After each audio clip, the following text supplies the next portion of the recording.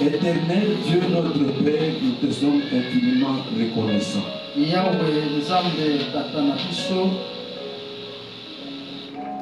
Nous te sommes infiniment reconnaissants, Dieu.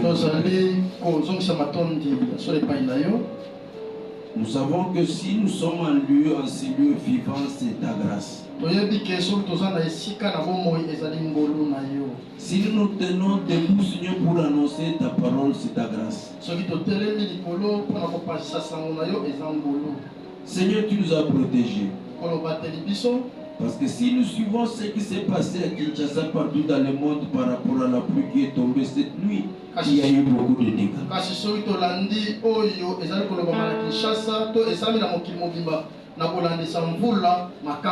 Mais tu as épargné nos familles.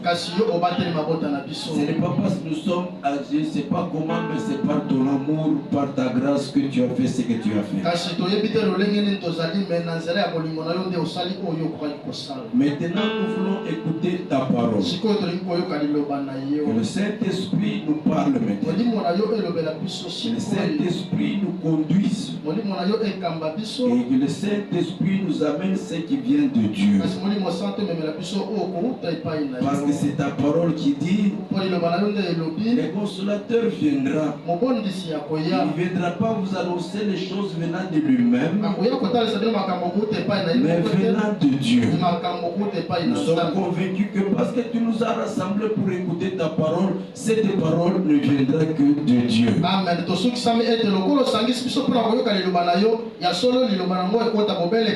Amen. Nous détruisons tout ce qui est du diable. Ce serpent qui s'élève ces jours pour diviser. Nous les coupons la tête dans le nom de Jésus. Seigneur, que la gloire te revienne dans le nom de Jésus. Amen. Acclamez encore une fois pour le roi des rois.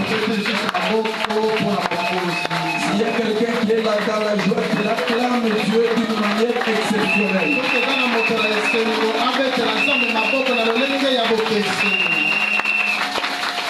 Tu n'es pas comme tout le monde, mais tu es ce que Dieu a dit que tu sois.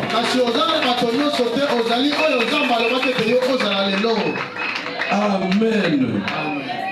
Nous allons nous lever, nous allons lire la parole de Dieu.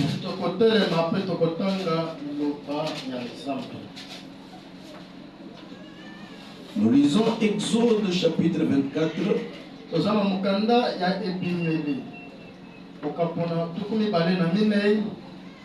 Nous lisons le verset 18.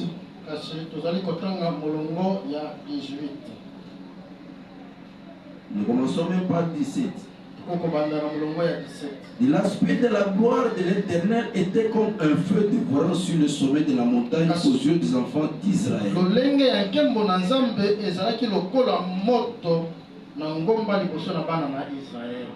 Moïse entra au milieu de la nuée. Il monta sur la montagne. Et Moïse demeura sur la montagne 40 jours, 40 nuits.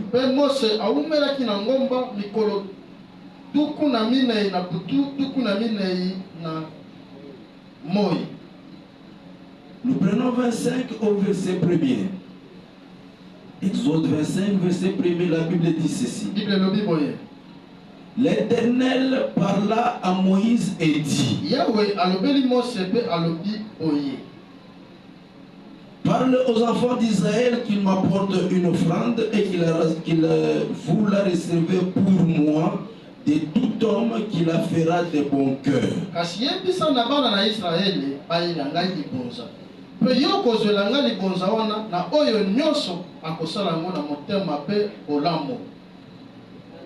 Nous prenons 8 et 9, la Bible dit ceci. Ils me feront un sanctuaire. J'habiterai au milieu d'eux.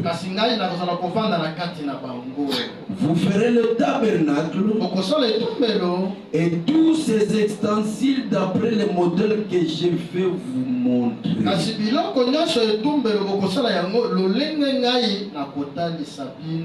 Acclamez la parole de Dieu. Bien aimé, aujourd'hui, le prédicateur n'est pas venu.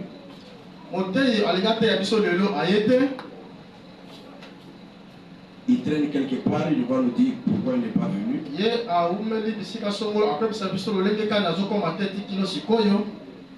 Mais jamais il y aura de vide à ce lieu.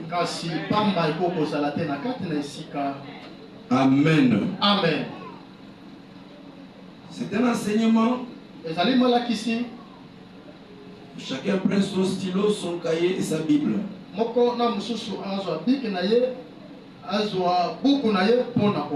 Nous allons parler du tabernacle.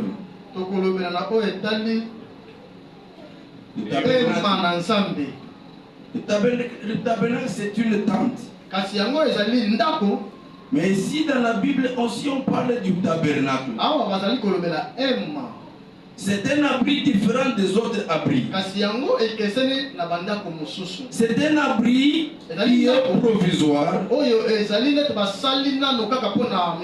transportable, où s'était fermé l'arche de l'alliance. Et à l'intérieur, les objets qui étaient là, ce sont des objets en or. D'après Exode 24, 18, nous voyons que c'est dans la montagne de Sinaï, que Moïse, en présence de Dieu, a reçu l'ordre de faire un sanctuaire. Et comment le faire? Amen. Bien aimé, si tu veux travailler avec Dieu, Dieu a des principes et il a des modèles que tu dois opter pour que tu puisses réaliser sa volonté. Dans ce monde, il y a des architectes. Mais quand tu as le tabernacle, ce n'est pas un homme qui a construit cela. Mais le modèle est venu de l'architecte par excellence, Dieu lui-même.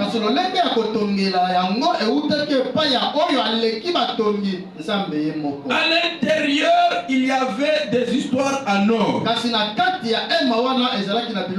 Bien aimé, l'arche qui était à l'intérieur, on l'appelait aussi maison d'or. C'est une maison qui brillait. L'or brille. Amen. Amen. Autour de cette arche-là, il y avait la clôture qu'on appelait parvis. Bien aimé, il y a beaucoup de gens qui négligent l'Ancien Testament. Non, tu dois connaître l'Ancien Testament. Parce que l'Ancien Testament, c'est l'image des choses à venir, dont l'accomplissement se réalise dans le Nouveau Testament. Si tu veux comprendre le Nouveau Testament, il faut aussi aller dans l'Ancien Testament. Là, tu vas comprendre beaucoup de choses. Lisons Exode 27. Verset 9. La Bible dit: tu feras le parvis du tabernacle. Du côté de midi, il y aura pour former le parvis des étoiles de fin de lin retors.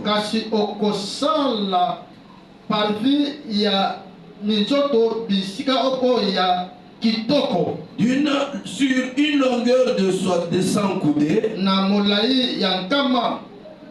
50 mètres. 100 coudées, c'est 50 mètres. Pour ce côté, pour ce premier côté. Si nous continuons la lecture, tu verras que Dieu est en train de déterminer les mesures à appliquer concernant la construction du tabernacle.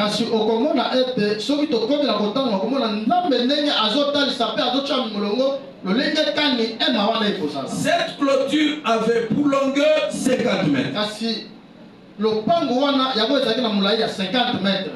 Pour largeur 25 mètres. Pour la hauteur 2,5 mètres. La Bible dit que plus on s'approchait de là, on voyait la clarté. Tout était pur. Tout était saint. Mais pourquoi cela devrait se manifester ainsi?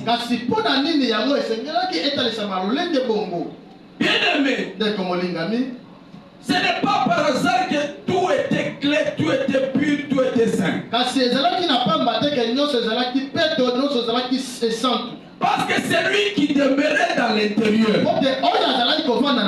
Parce qu'il avait demandé à Moïse: construisez-moi le tabernacle et moi je vais y demeurer. Comme c'est Dieu qui devrait y demeurer, comme il est saint, il Il y a des gens qui ont transformé Dieu 3 fois saint. Dieu n'est pas 3 fois saint, il est saint éternellement. Amen. Amen. Alléluia. Il est saint.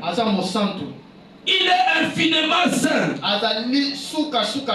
En Dieu se trouve la sainteté totale. Amen. C'est pourquoi la Bible dit, toi qui veux t'approcher de Dieu, il faudrait que tu sois saint parce que lui-même est saint. Nous devons faire attention avec Dieu.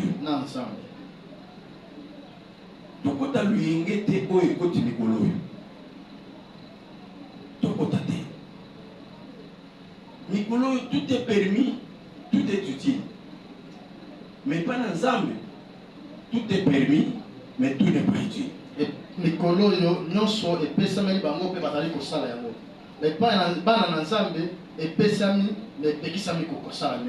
Jamais on va égaler une chenille à un papillon. Ou soit tu es papillon, ou soit tu es chenille, mais pas les deux à la fois. Amen. Parce que si tu es tantôt chenille, tantôt papillon, tu deviens un monstre. La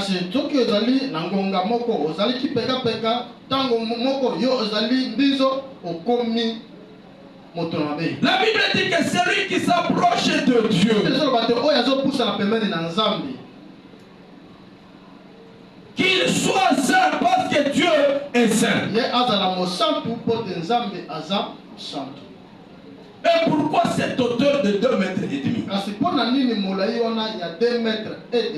Tu verras que ce sont les hommes et les femmes qui étaient autour de la clôture.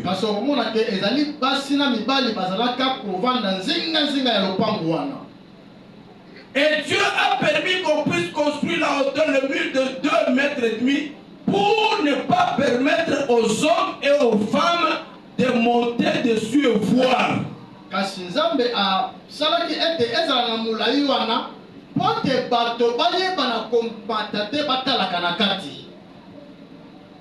Dieu, on ne peut pas le voir au-dessus. Même Jésus, quand il passait, c'est comme ça que quand il a vu sa chair au-dessus, il a dit sa chair dessus, descend en dessous. Toi, tu ne peux pas être au-dessus et moi en bas. Non, c'est moi qui dois être au-dessus. Dieu doit être au-dessus de tout ce que tu fais, de ton cœur, de ta pensée. Lui doit être au-dessus. Alléluia. Amen. Notre Dieu, on ne peut pas le voir. C'est un Dieu caché. La Bible dit que tous ont péché et ils ont été privés de la gloire de Dieu.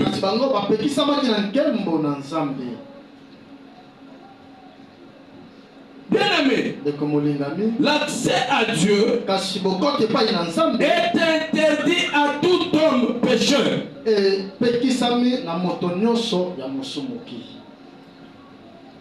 C'est pourquoi il y a dit jamais. Pourquoi il n'y a pas de miracle? Pourquoi il n'y a pas de miracle?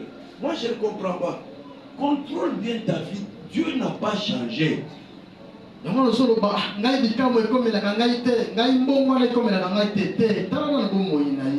n'est pas pour rien qu'il dit. Il n'écoute pas la prière d'un pécheur. C'est du bruit aux oreilles de Dieu. Tout ce que le Saint-Esprit t'interdit de faire, ne le fais pas.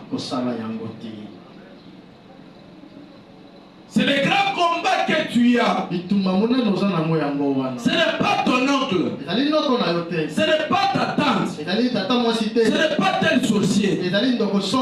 Mais c'est toi-même. Ta conduite et ton attitude par rapport à la parole de Dieu.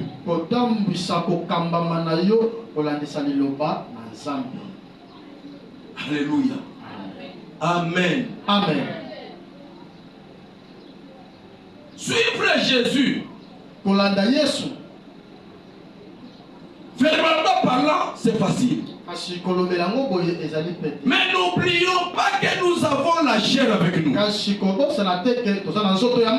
qui est toujours en opposition avec le Saint-Esprit. Si tu suis la chair, tu seras en opposition avec Dieu. En ce moment-là, tu vas invoquer Dieu. Il ne te répondra pas.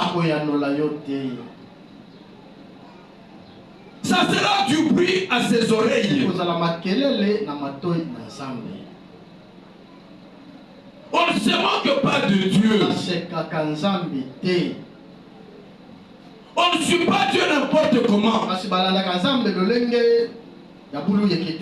Dieu on le suit selon sa volonté. C'est pourquoi Jésus, quand il disait, chaque fois qu'il s'adressait aux gens, il disait toujours, je suis venu faire la volonté de mon Père. Dites Amen. Dites Amen très fort.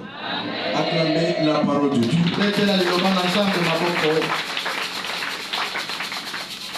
Bien-aimé, la clôture, est-ce qu'elle était totalement fermée? Non. Nous continuons la parole. Exode 38. Exode 38. Verset 18.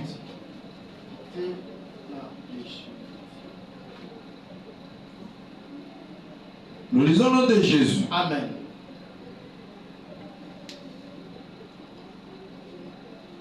Les rideaux de la porte du parvis étaient un ouvrage de broderie en fil bleu. Elamba oyo bataki na ekuke ya ema yango ezalaki esaleli oyo basalaki na elamba ya pete ya mai ya pondu. Si on comprend bien, ce parvis-là, la clôture, elle n'était pas fermée complètement. Mais il y avait une porte avec un rideau. Que signifie cette porte-là? Et pourquoi cette porte-là? Bien-aimé, si tu essaies de lire la Bible, tu comprendras qu'il y avait une seule porte. C'était le seul passage, le seul chemin obligé pour accéder à l'alliance de Dieu, qui était la maison de Dieu. Pour accéder là-bas, il fallait nécessairement passer par la porte.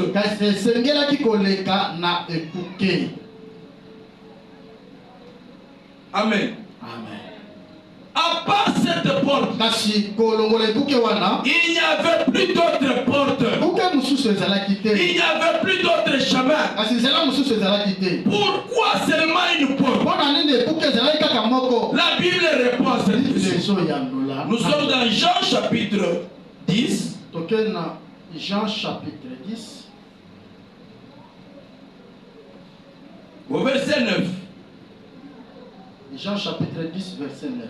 Écoutez ce que Jésus parle à propos de la porte. Il dit, je suis la porte.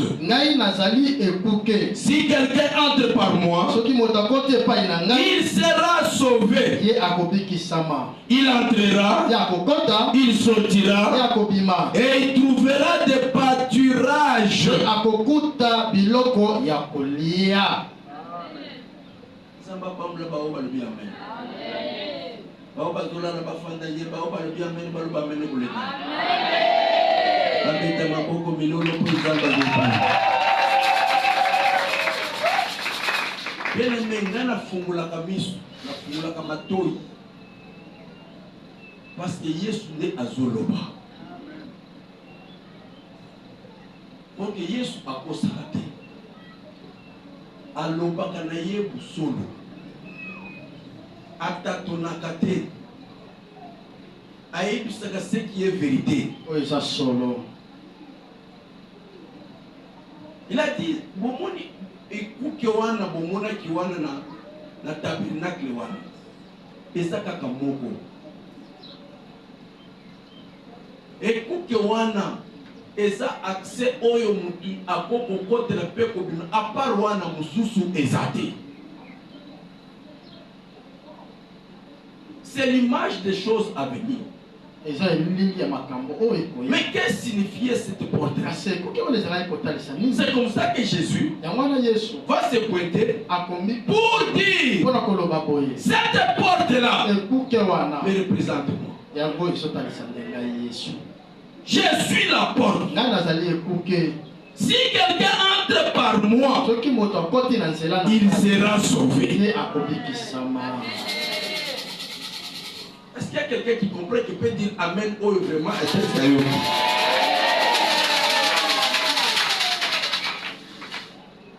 Je suis la porte.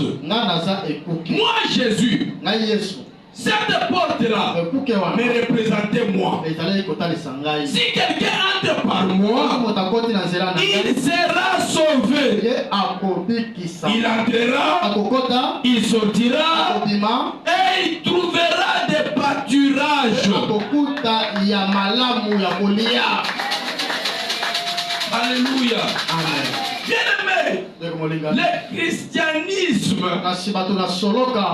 Aujourd'hui, nous avons confondu croyant que le christianisme c'était une religion. Le christianisme, ce n'est pas une religion. Le christianisme, ce n'est pas une croyance. Le christianisme, ce n'est pas une église. Moi, je vais très loin pour dire que le christianisme, c'est une personne. Le christianisme, c'est la vie. Or que celui qui est la vie, il s'est tapé sur la poitrine. C'est Jésus qui a dit, moi je suis la vie. C'est une vie.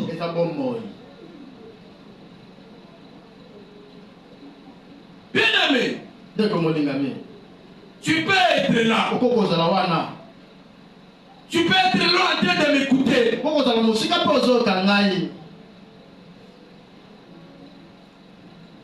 Tu peux être bien matériellement. Tu as beaucoup d'habits. Tu manges bien. Tu as une belle voiture. Tu manges bien. Tu as l'argent. Tu es un homme respectable. Une femme respectable. Quand on te regarde,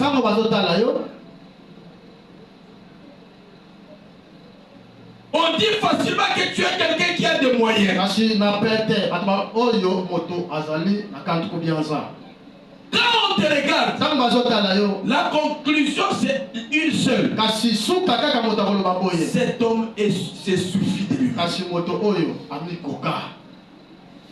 Bien-aimé, je vais réveiller ta mémoire. Ne t'encourage pas. Parce que ça peut être une fausse conclusion. Pourquoi je dis cela? Aussi longtemps que tu n'as pas Christ avec toi, tu n'es pas encore sauvé. Tu peux venir à l'église. Tu peux participer à toute activité. Mais si tu n'as pas Christ avec toi, tu n'es pas sauvé.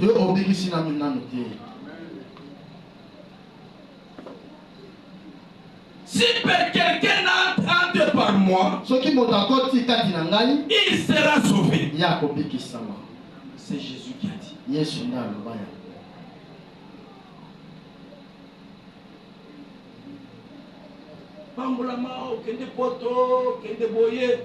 C'est bien.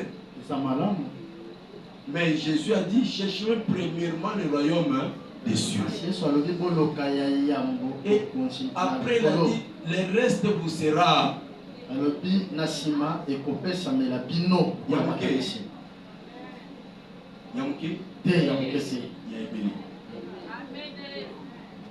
Les lots ont changé. Donc, comme il koluka biloko, au lieu ya koluka mutuko ya pesaka biloko. Église est changée pour la nini.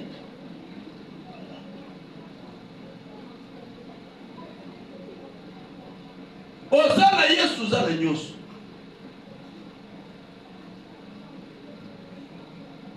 Na pesa témoignage ya basoda o bakotela kingai. Bazwa ki biloko nyoso. Mbongo na kende kozwa ya salaire ya Mama Rose na yaki na ngona cheli kolo ya mal. Tangu bakoti bazwi mbongo nyoso. Na salaki na ba boutique belé. Tangu na yoka ki bituma na zwa ki ba biloko nyoso na chaki na nda. Bakota ki bazwa ki biloko nyoso. Petangu bazali kobima. Bazo féliciter mutu oya sinyala ki nda. A dit petit, on a exhibition d'ako aux énables. Mais moi j'avais compris quelque chose. Qu'il ne fallait pas que je regrette. Mais il fallait que j'applique la parole de Dieu dans ma vie. Celle qui dit dans toutes les circonstances, il faut glorifier Dieu. C'est comme ça que je me suis mis à genoux. Et je commençais à glorifier Dieu. Remercier Dieu parce que je savais qu'il venait de permettre à ce que les petites choses sortent afin que des grandes entrent.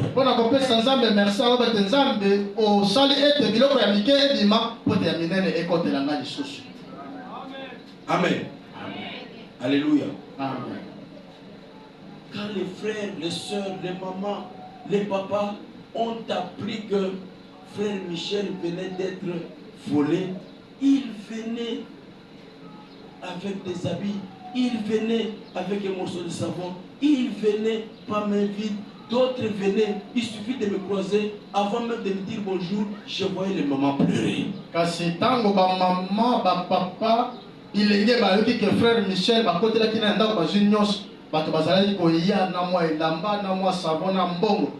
Baba mususu so kutana na nzela avant que apusa na pembeni omoni azotangisa mai na miso ya mawa. Il pleure. Azolela. Papa Michel. Papa Michel. On est ni makambo boy.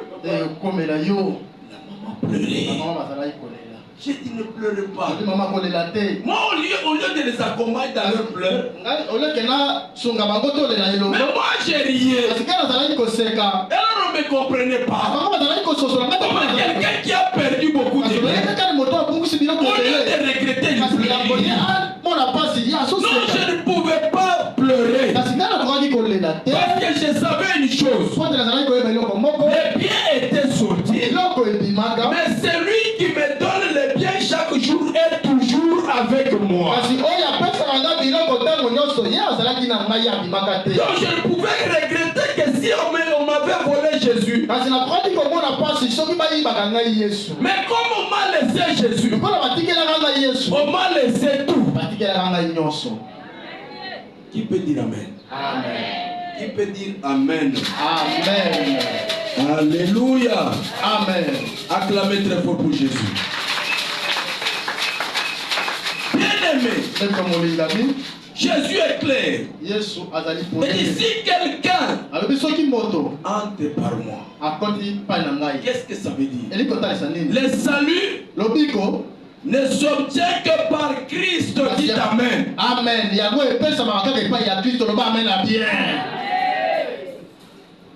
Comment? En l'acceptant par la foi comme Seigneur et Sauveur personnel.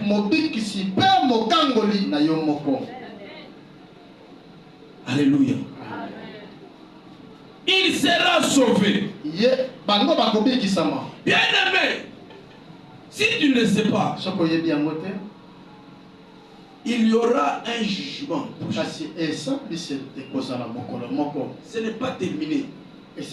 Il n'y a pas que cette vie. Il y a encore une autre vie. Jésus va revenir. Il viendra prendre les siens. Il y aura un jugement. Frère Patrice a chanté une bonne chanson qui parlait sur le jugement. Nous serons jugés et chacun sera récompensé par rapport à ce qu'il faisait quand il était dans sa chair.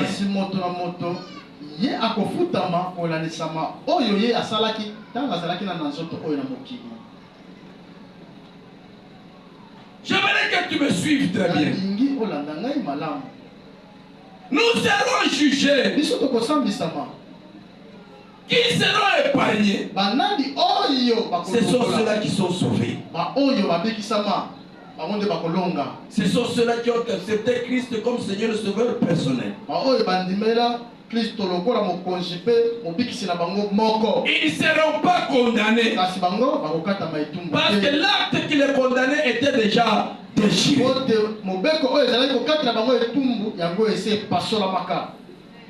Amen. Amen. C'est pourquoi il te dit, si tu es sauvé, tu entreras, tu sortiras.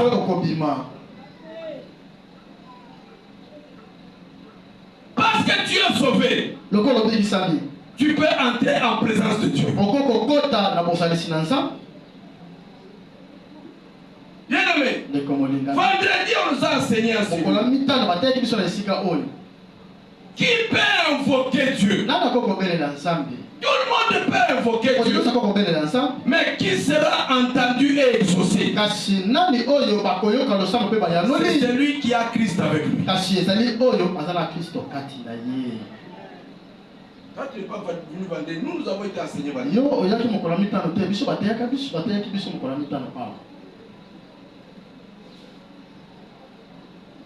Parce que tu es sauvé, tu peux entrer en présence de Dieu. J'ai entendu le modérateur dire, j'aime adorer Dieu.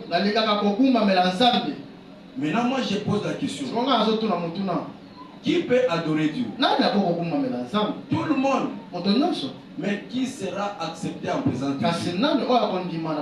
C'est lui qui est sauvé. Alléluia. Alléluia. En présence de Dieu, on est rayonné de joie. En présence de Dieu, l'élévation est possible. Le succès que tu cherches là, en présence de Dieu sera possible. En présence de Dieu, la paix qui te manque là est possible. En présence de Dieu, la révélation est possible.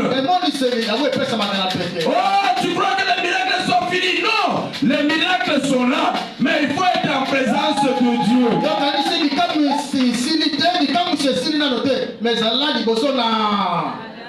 Quand tu entres, parce que tu es sauvé, c'est possible que tu puisses te trouver en présence de Dieu. Alléluia. Quand les gens passaient par la porte, ils entraient dans l'enclos. Il y avait le domaine de Dieu. Lui a dit, construisez-moi cette alliance. Moi je veux demeurer à l'intérieur. Si tu ne passes pas par la porte, jamais tu vas céder à l'intérieur.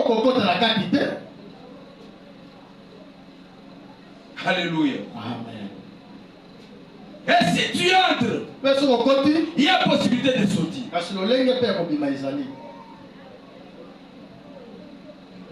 Qu'est-ce qui se passe pour celui qui sort? Partout tu seras, tu témoigneras ce que tu as vu, la grandeur de Dieu, ce qu'il a fait pour toi. C'est tout. Il n'y a que celui qui est entré, qui a vécu ce que Dieu a dit, qui peut sortir avec un témoignage. Yo témoignakate omituna. Est-ce que yo okota kapeza la présence de Nzambe? O témoignakate. Mais yo subissa kaka. C'est Jésus qui dit. Si quelqu'un entre par la porte que je suis, il sera sauvé. Il entrera et il sortira. Il entrera à ma présence. Mais quand il sortira, c'est avec des témoignages par rapport à ce que Dieu va faire pour lui.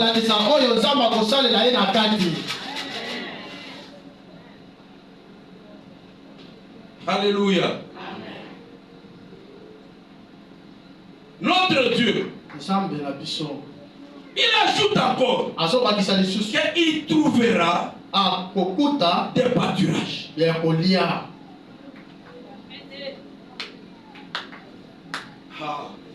David a compris quelque chose. Tout le monde pouvait manquer, mais lui ne manquait pas. Et il a dit, l'Éternel est mon berger, je ne manquerai de rien. Même si tout le monde pleure, non, c'est lui qui est entré et sorti, il ne sortira pas même vite, mais il va trouver de quoi il a besoin.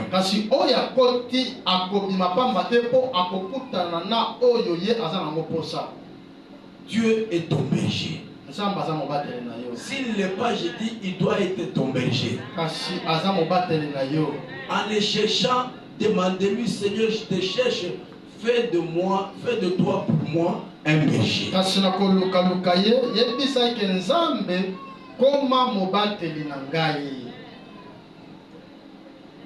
Osa maboko pamba te. Osa na iloko moko te ndenge ozokanisa. Bien-aimé, tu as de la valeur avec toi. Jésus est avec toi. Et parce que Jésus est avec toi, tu as tout avec toi. Dis amen très fort. Amen.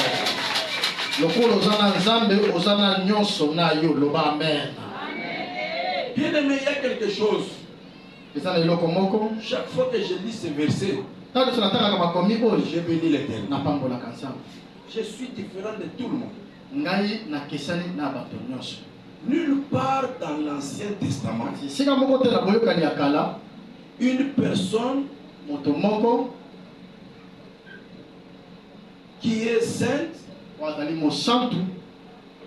a connu Dieu comme Père.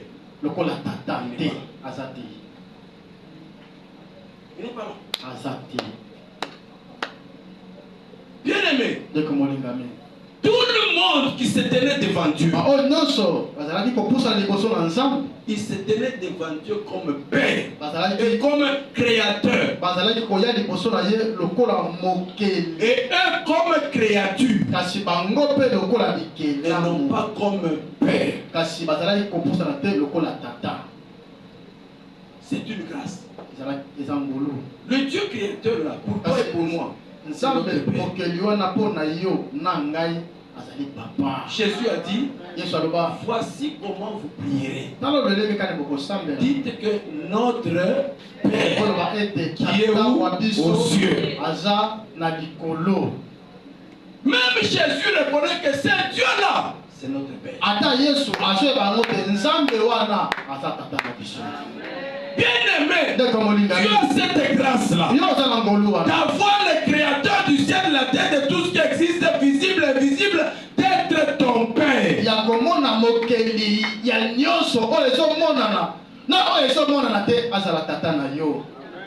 Quand tu accèdes, la Bible dit que tu as Jésus sur notre accès vers le Père.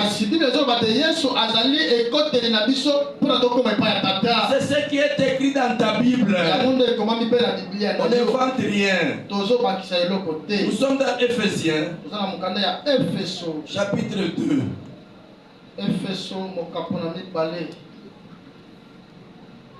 Au verset 18. Éphésiens chapitre 2, verset 18. Nous disons le nom de Jésus. Amen. Quand tu lis ce verset, il faut être dans la joie parce que Dieu c'est ton Père. Même si je manque tout, je sais que j'ai tout. Parce que celui qui est mon Père là, c'est quelqu'un qui a tout. Il n'y aura pas d'accident, Pascal, parce que celui qui conduit l'avion, c'est notre papa. Amen. Parce qu'il ne voudra pas que moi, son fils, que je puisse mourir. Il va conduire, il va piloter comme il se doit parce qu'il sait que mon fils est là. Écoutez ce que la parole de Dieu dit.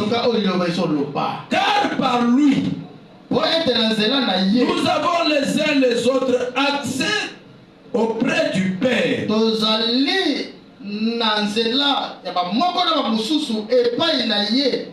Auprès du Père, dans un même esprit.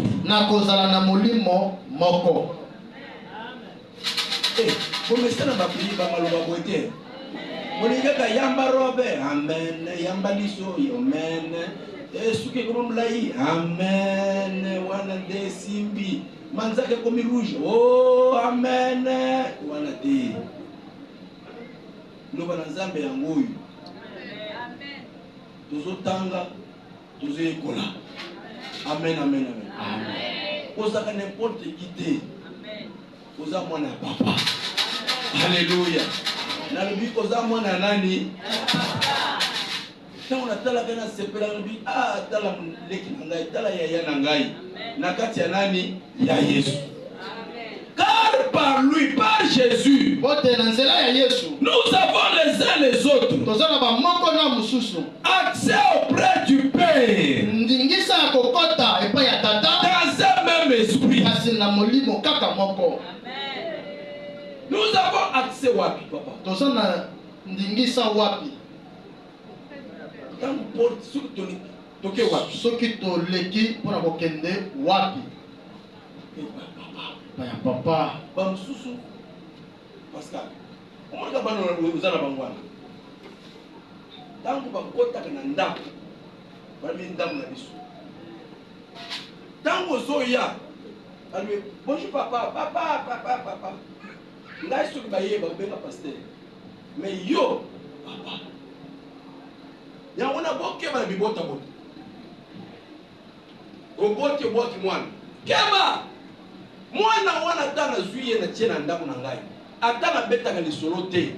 Metango ekoma papa na nani? Akoma papa na ngai, papa Joseph. Asinya biki yo. Mwana ke papa zuiza mwana pasteur Michel dit na fanda kande pa na ye. Mais papa na ngai ezali Joseph. Eba mama na yo.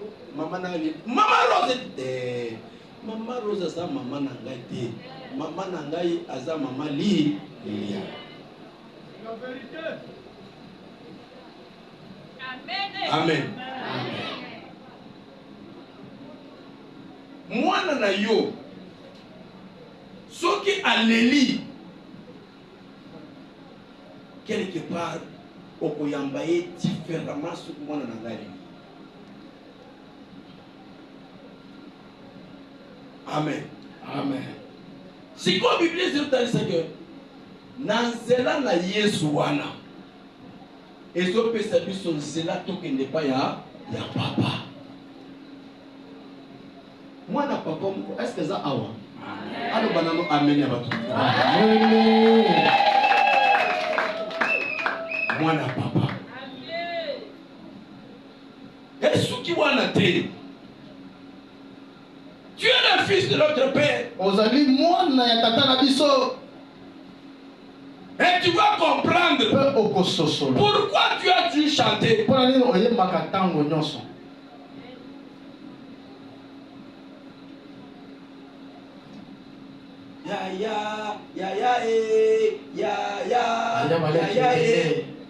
Maman Léonine a mon so yemba so bien papa asa yaya na likambo nini.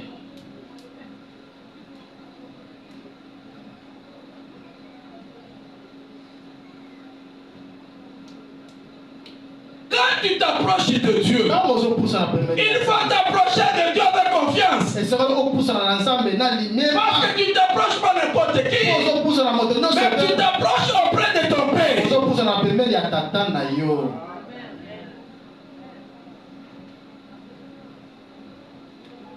Il est le rémunérateur de tout cela qui les cherche.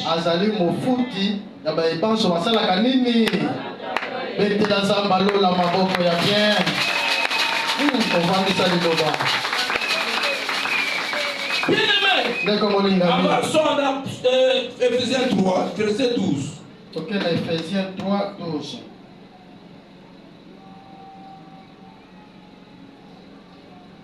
Il dit en qui nous avons,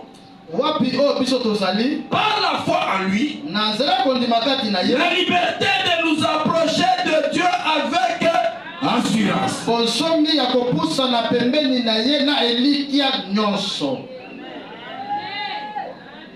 Moi, quand je m'approche de Dieu, je m'approche de Dieu avec assurance.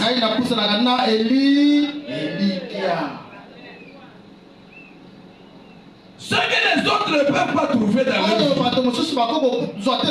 moi je les trouverai. Parce que mon Père, c'est lui qui détient tout. Moi, en tant que son fils, je suis l'héritier des biens de mon Père.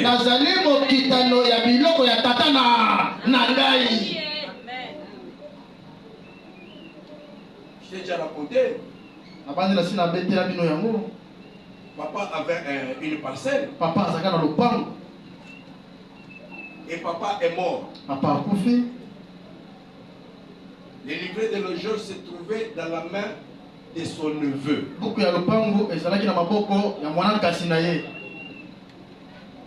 Mais comme nous autres n'avions pas les contrats,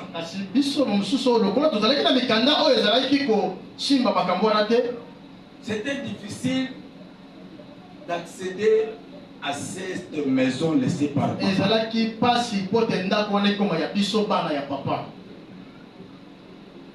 Bien aimé, le neveu a pris son avocat.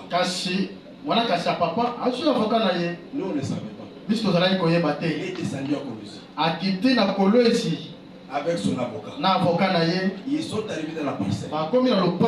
Ils ont présenté les cas. Mais le monsieur qui s'est trouvé dans la parcelle, il dira, vous êtes qui? C'est la question. Qui êtes-vous? L'autre dit que moi je suis le neveu de celui le propriétaire. Moi je croyais que tu es un des fils de papa se trouvant à Kinshasa, or que tu es le neveu. Alors s'il s'agit de terminer sur toi de la parcelle, allons au parquet.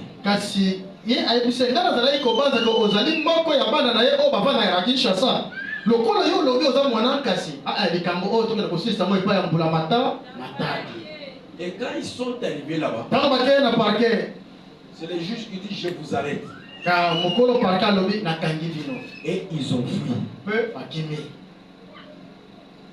Ils ont abandonné la parcelle.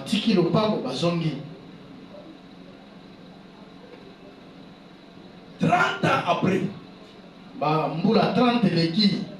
je me suis dit que mais ce n'est pas possible.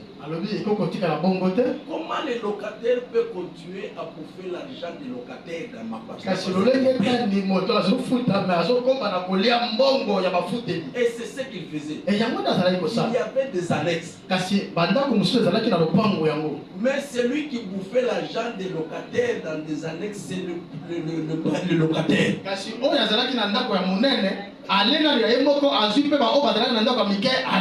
Comme il y a eu des problèmes politiques, la personne qui était dans la parcelle, c'était un chabien. Alors c'était un problème pour aller récupérer la ezalaki pasi mpona kolongola ye na lopango yango. Amen. Amen. Moi j'ai dit Seigneur, cette parcelle-là, c'est toi qui as permis que mon père puisse la construire. Maintenant, toi,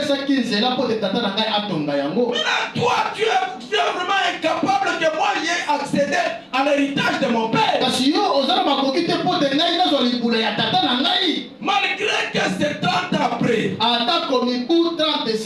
le droit 30 ans après, c'est pas le bailleur qui s'occupe de la parcelle, ça devient pour lui. Kasi na mibeko ya leta soki mibu 30 esi eleki oyo avandaka wana lupango ekomi ya ye. J'ai prié un jour. J'ai dit à mon petit frère, moi je n'ai pas le temps. Mais tu vas en mission suicide. Tu vas avec Dieu que je sais. Quand tu vas arriver, pose le problème. Tu ne viens pas pour vendre à quelqu'un d'autre. Dis que toi qui restais dans la parcelle, d'abord, un, merci. Deux, c'est toi qui vas chier. Kasi tango okoma okuti ofandaki na lupango na lobi yo na pesa na merci ndenge obateli biso lupango ya mibale yo nde okosoma lupango mo ekoma ya yo libela. Et quand il est arrivé, il a vu le monsieur. Amoni moto wana. Il a dit papa merci. Abi papa matondi. Alors le papa dit quoi? Kasi papa na lobi nini? C'est le problème de parcelle. Et ça le kabali. Allons parquer. Et le monsieur a dit, le petit frère. Le kalobi. Il n'y a pas de problème de parquet. Si je suis venu, ce n'est pas pour te faire partir, mais c'est pour que tu puisses rester définitivement dans la parcelle d'où toi tu vas acheter. Kasi ezate poyo ovanda libela na lupango oyo na osomba yango pesa biso mbongo. Le monsieur a dit, si c'est comme ça, j'appelle mon fils. Et quand on appelle le fils, le fils vient. Il dit, frère, tu m'as aidé. Je me posais la question, moi j'ai appris que tu es venu, mais quand les parents, les enfants, tout le monde, ils vont partir. Mwana mokolo lupango auti kishasa yake sotango bakobenga na baboti na ngai awa bakende kofanta wapi Zambe oya likolo abandi ko jouer en tant que les dieux de circonstances et des temps. Moi na yalobi papa vous vendez la parcelle à combien oteka yango na misolo boni petit abengi ngai na bi ndenge zali se présenter tekango 25 000 $. Il y a 25, il y a le papa, il y a 1000, dans le PS24. Peut-être que nous avons 24 petits. Bendala.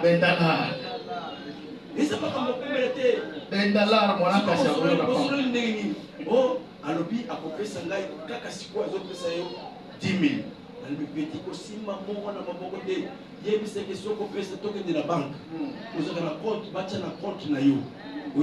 Et puis, sur le but que l'obi aussi là. Vous allez avoir d'échanger hôtel parce que petit bakata et yon tout. Parce que au banque, parce que la banque va verser.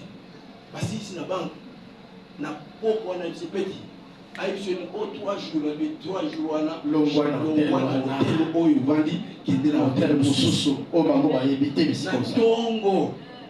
Mais parce que soit Moutoka, Longwa, il y a la Lumbashi. Ndia batuni uza wapi di soki mbongo ezali botsaka na compte wana tokosala pa papier yakoya et c'est ce qui a été fait yango de salamaka baki kuzwa mbongo batie na compte na pesi ordre petezaki na Lubumbashi parce que na à partir de là okosala makambo avocat wana banakanisaki azabu na de petit zwa mikano na zongisa soko lingi te musala no esi là ngai nazala Kinshasa yoza na intérieur soko na yo musala mo esi là ko wakadi non grand frère ya kuza mikanda ni nazotinda mutu moko na tingi mutu moko ayi kuza mikanda apesi petit frère tango mbongo ekoki tozuka na DH tusalini totindi ekei affaire salini esili mais na mutema malamu tango na kabaki mbongo parce na partageaki mbongo na famille oyo alingaki alia moko yepe na sa nini ajipenda mona ye batus bandeke michel azala mutema na lamu eta malamu makoko na yo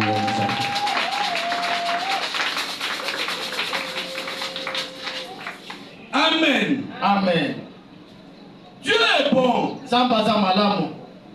Il est bon. Aza malamu. il te regarde, il dit toujours que ah papa Laten mon petit frère, maman Laten, maman Kouloutou petite soeur. Maman Laten leki na ngai ya mwasi, papa Laten leki na ngai ya mobali tango Nzambe azotala bino.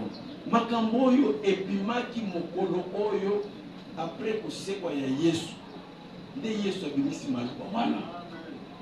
Aye ko se positionner que oh ya zali kolo aza papa na biso, ngai naza yaya na bino. Amen. Amen. Tuna ngai komami wa. Parce que oyebaka makambo oyo ezaka ya non. Esengeli oyeba ya oyo ya likambo nini. Lisons Jean chapitre 20 au verset 17. Jean 20, 17. Na yebise que komaka yo balinga bakomaka. Balinga bakomaka. Ozo komba bien ozo enregistré. Jésus lui dit, ne me touche pas, car je ne suis pas encore monté vers mon Père. Mais va trouver mes frères. Va trouver qui? Mes frères. Qui peut dire Amen? Amen.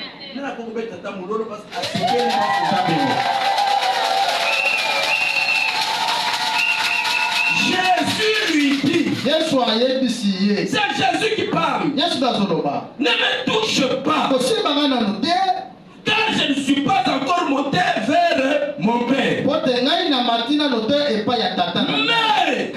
va trouver mes frères et dis-leur que je monte vers mon Père et votre Père, vers mon Dieu et votre Dieu. Le Dieu de Jésus, c'est ton Dieu. Le Père de Jésus, c'est ton Père. Parce que vous êtes des frères, vous avez le même Père. C'est pourquoi Jésus quand il vous regarde, il dit bah oyo basa bana ya papa. Amen. Ah mwana papa o aza wake beta maboko makasi kwa Nzambe.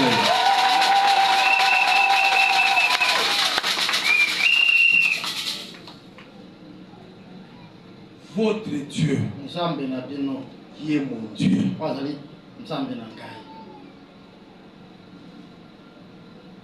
Ce qui Joseph aza papa nangai. Pascal il permet que Joseph aza papa nangai.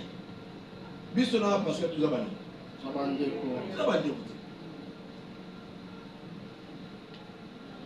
Est-ce que la mutala ngati o ya ena ngai. Yangona kutalaki ndeko moko boye. Kaza na frère mususu na nzela bazoya. Yoka Obazaki na ye. Bonjour frère. Bonjour mon frère, comment ça va? Il a dit, frère n'a pas dit. A dit, ah, oh frère n'a pas dit. Frère n'a pas dit. Yo na yebi ki ozala muto abandu. Et bon, oui, aza muto abandu. Akomi frère n'a pas dit. J'ai vite compris que langage wana ezolekela ye. Ya zomona kaka ekolo mboka biso zomona ye Yesu.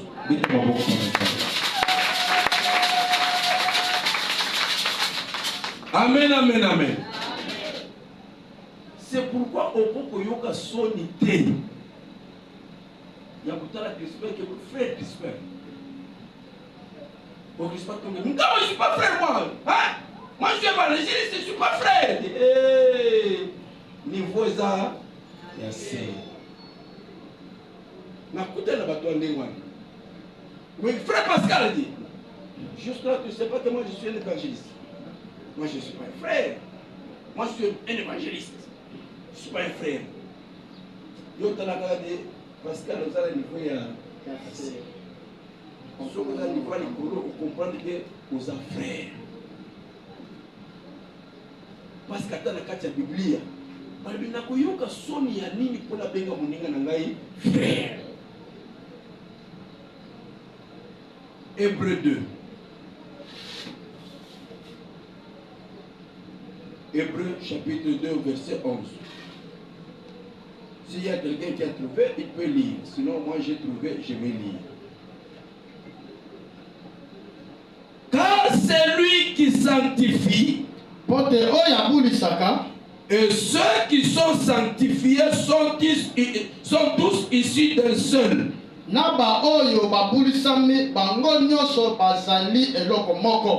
pourquoi il n'a pas honte. Il n'a pas honte de les appeler frères.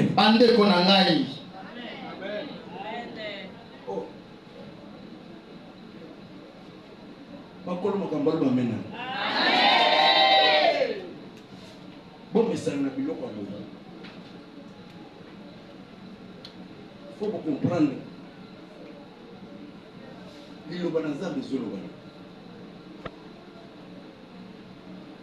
Car c'est lui qui sanctifie. Et ceux qui sont sanctifiés sont tous issus d'un seul. C'est pourquoi il n'a pas honte de les appeler frères. Nakotikala jamais koyoka soni nakobenga yo sœur en Christ, frère en Christ, parce que tous en tata moko beta maboko polisi.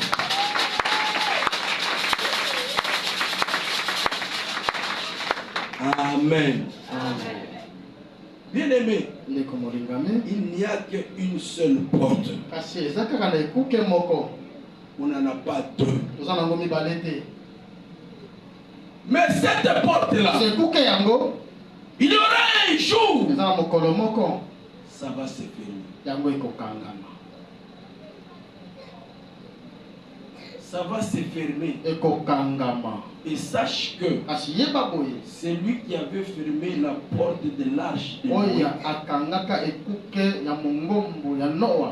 C'est Dieu. Il a fermé et il a pris la clé. Et personne ne pouvait accéder dans l'arche.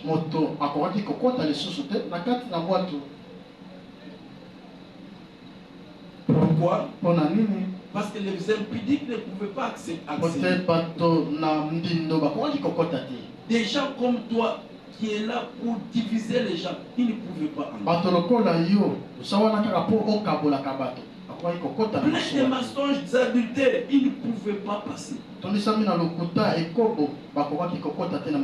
Tu es là, tu viens à l'église, mais plein de calomnies, ils ne pouvaient pas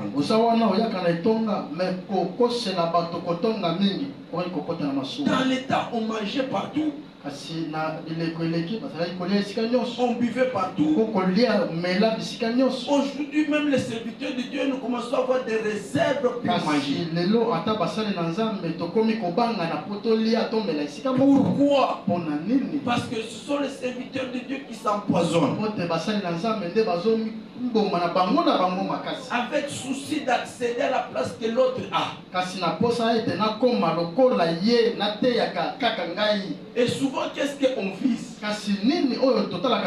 On vise l'argent.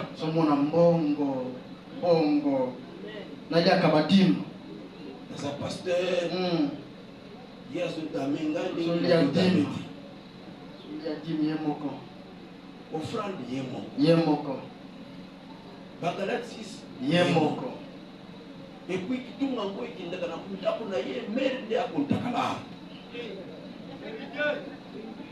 Et nana mo mona mote. Ezo salama. Ezo salama. Ezo salama. Donc ceux qui tombent pesa mi boye esika boye ekolo. Ekoti na mutuka ekei. D'abord ekena makula mamaros. Oui, et c'est là qu'on a bango. Fandisi yango. Église est comme eloko ya moto. Tant on a bandaki na salaki na bino. Eza eloko na ngai. Eza susu ya Nzambe te comme ya yo. Muyi. Et bato ndingo na ndeko na fort. La miyibi wana nde. La tena ipsa d'une église moko ba la tena. Ceux qui ont aucun de l'église, il faut préparer 50 000 francs. Attends, on se sait mon cœur. Non, one day. Télévision appelle des fonds. One day à Souka. One day à Souka. Droit d'entrée. Droit d'entrée. Ok, au PC, au Zapemeni, à compter pas de la station d'essence. Bien 50. On lui compte bien. Quand donc 100, on a compté papa 100. Et quand ceux qui ont 49, on compte. On se soukaka d'engwana. Ceux qui ont 1000, on sera fois 50 000, on lui bon déjà écouté. Oh, il y a droit d'entrée. Até qui jeton. Na souka zo bigozo na bibe en mai. Oyo kido kwa na batole. Boka na bambeto. Oko kufa malili. Oyo yebiso ke boka ka mai na mbeto pola la monde nai. Mungu alikola tole bandi oyiye toboki mai ambule tamuka chu ekotelio. Nini ozwaki Mungu otiela tole. Oyo yebiso ke bachaka Mungu alikola tole nai.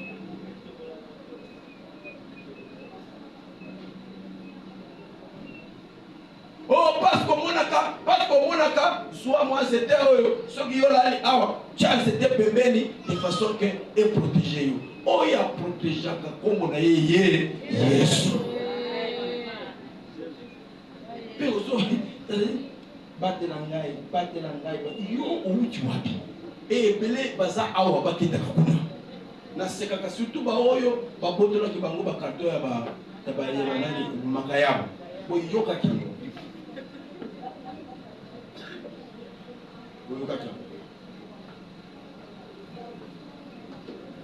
Beaucoup de banda pour bakotaka te. So beaucoup sur beaucoup na mai moko za la tremper. Maman moko banda kusambela awa. Ye alila biloko beaucoup na trop. Boko sambela pour na mwana. Je me suis zamba confondre. Biso tokota kaka boye. Couloir de Zokotana, yé bazo bimananda pour maman gamba. Tant que les gars qui maman yoga moana, papa pasteur, bonjour. Elle dit bonjour mon fils, qu'est-ce qu'il y a? T'es où t'es pas nganga, asereka bakis na mutu. Yoga maman, nganga na sécurité. Bête maman pour Lazare.